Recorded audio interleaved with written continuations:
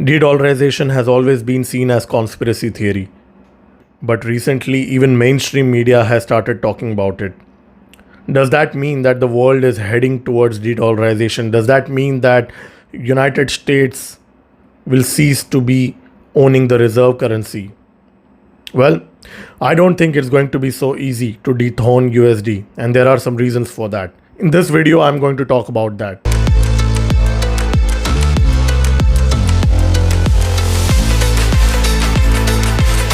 See, the whole concept of reserve currency is based on a fundamental factor, and that factor is trust in the stability of the currency. United States is not pegged to any gold or any kind of physical valuable, and that has been pointed out as its weakness by a lot of analysts. United States prints its own currency out of thin air. $100 bill costs around 17 cents to print. That certainly sounds amusing, right? But in spite of that, United States guarantees the stability of USD, and that is what motivates countries to park their reserve currencies in USD. So let's take a hypothetical situation. Currently, Russia and China have announced that they are going to trade between their domestic currencies, USD, euros, Japanese yen, and British pound. These are the top 4 reserve currencies, and after that we have RMB. Now, if you talk about trust and stability, would you relate a country like China with these keywords?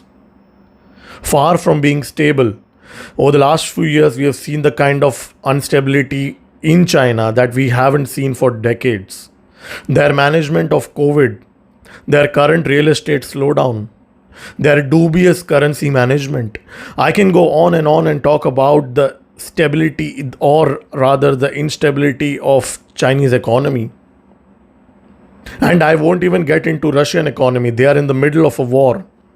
No country has benefited, no country's economy has thrived during a war, except of course it's America. And it's fighting Middle East enemies who don't have the kind of weapons to actually harm mainland United States. Of course, that might change in the near future. I'm going to talk about that in another video. But right now, sticking to de-dollarization topic, Russia is not in a position currently to guarantee stability of its economy. China is far from being reliable in terms of its economic management.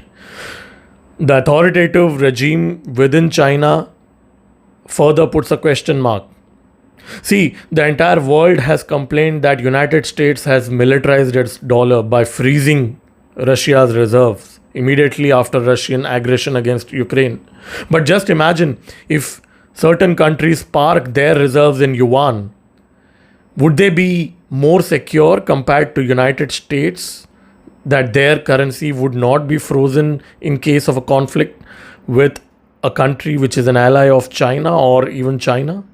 Especially considering the fact that China is picking a fight with almost every country out there in the world.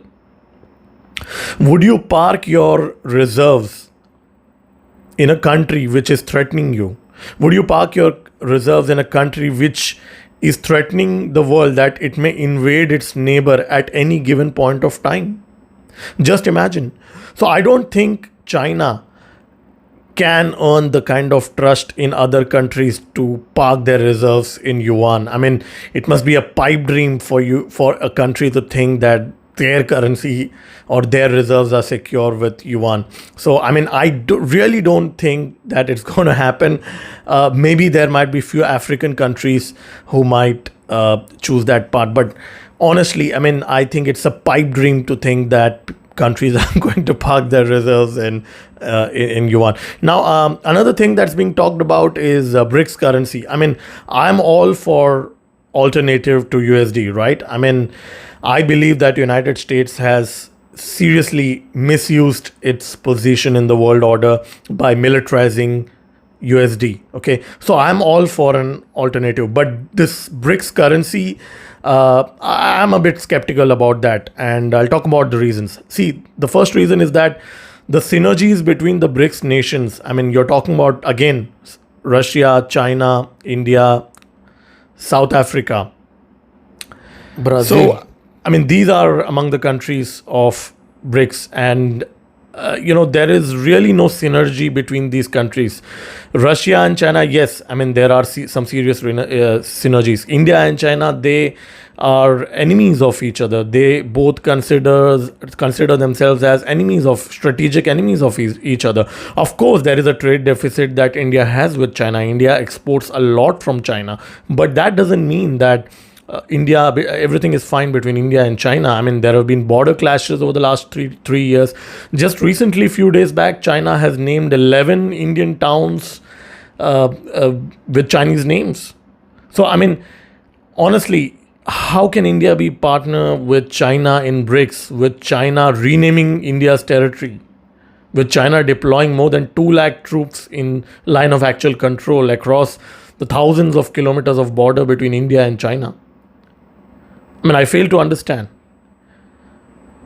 Russia has claimed to be a mediator between India and China, but honestly, the differences between China and India are so wide, especially because of China's overt support to Pakistan.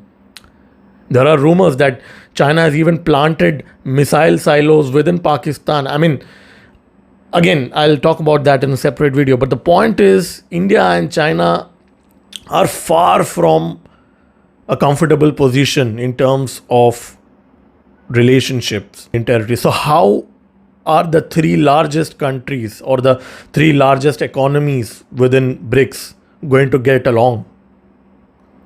I fail to understand. And a lot of analysts have said that, the currency is going to be pegged through gold. Well, I mean, one of the key disadvantages of gold standard is that the monetary system lacks elasticity.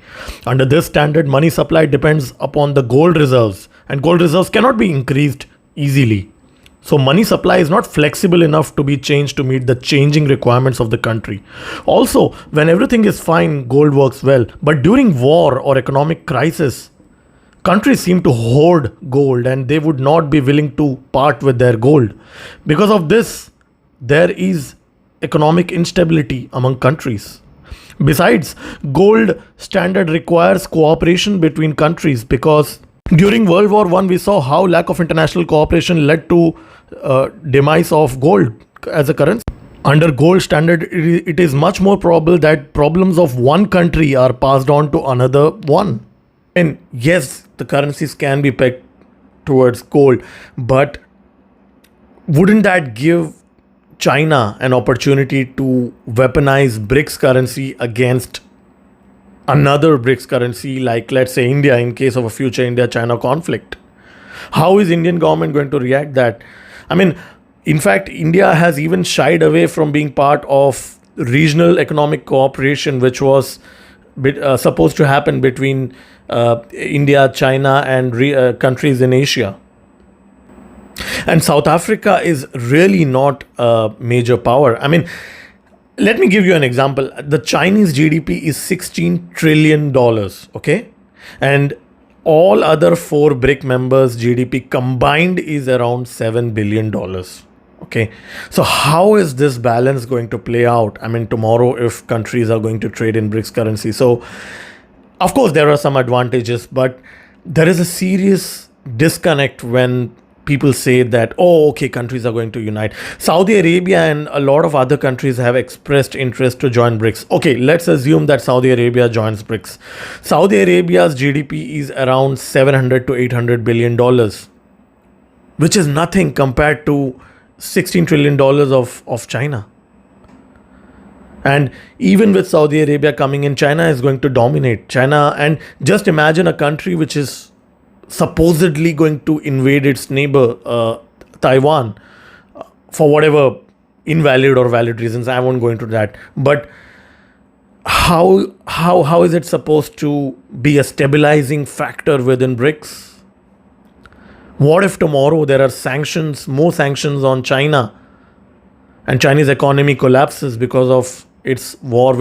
How are the other members of BRICS going to park their funds with the security blanket that the biggest country in BRICS would provide, the so-called security blanket?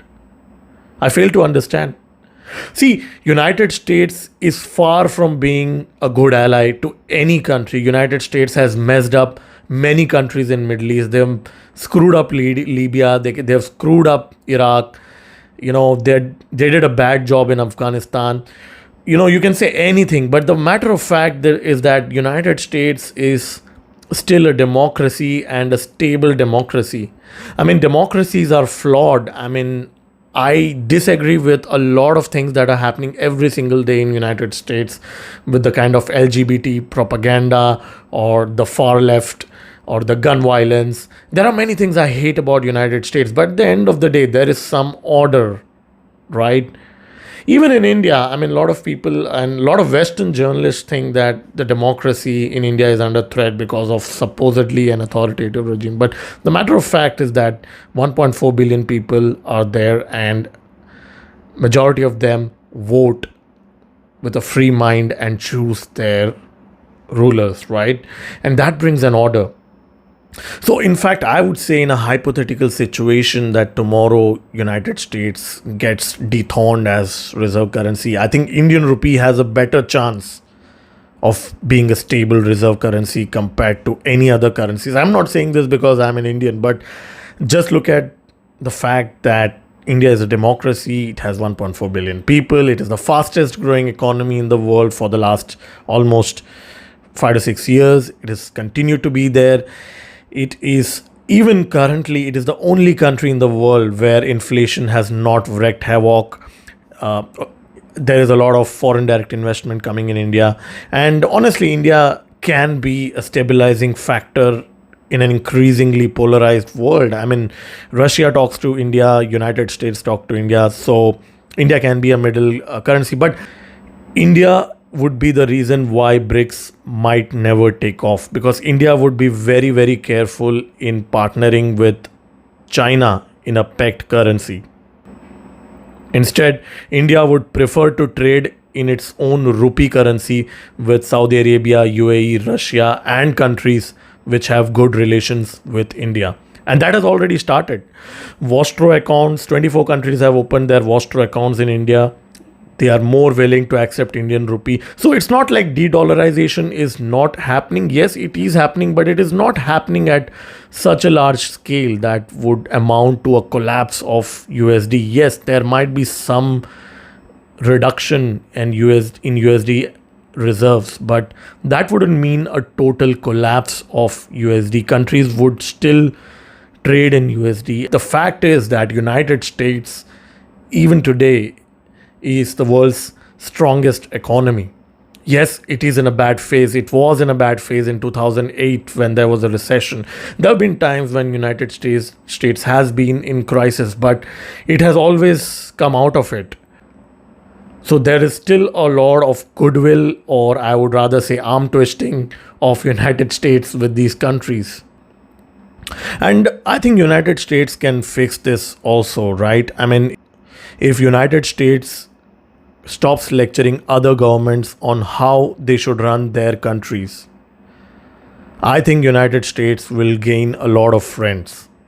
On that note, this is Degree signing off from this video. Do like this video and subscribe to my channel. I'll keep posting more videos. Stay tuned.